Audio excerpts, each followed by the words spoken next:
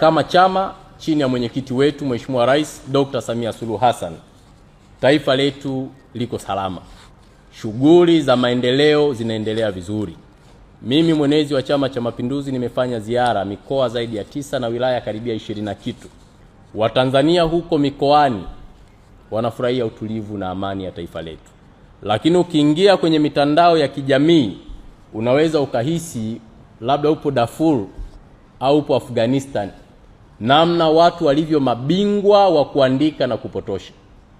Na baadhi ya wanaharakati na vyama vya siasa, yaani unakuta mtu mmoja ana akaunti 50. Hizo akaunti 50, kila akaunti inaenda ina comment kwa kutukana nchi yake. Sasa unajiuliza muda huo wangetumia katika kuzalisha, pengine wangekuwa mbali zaidi. Lakini wanaharakati walioko nje ya nchi ndio wanaoendesha ajenda za kuligawa taifa. Swali la kujiuliza, huko nje wanahifadhiwa na nani? Wanalipwa na nani? Wanaendeshaje maisha yao? Kama wanapata fedha, ni nani yupo nyuma yao? Sasa haya mambo sio ya kuyashabikia. Mwenzako analipwa, anapokea mshahara, watoto wake wapo Ulaya na nchi zingine, na mke pia. Lakini sisi tuko hapa, hatujakimbia kwetu. Hapa ndio ardhi yetu. Mungu ametupatia ardhi hii.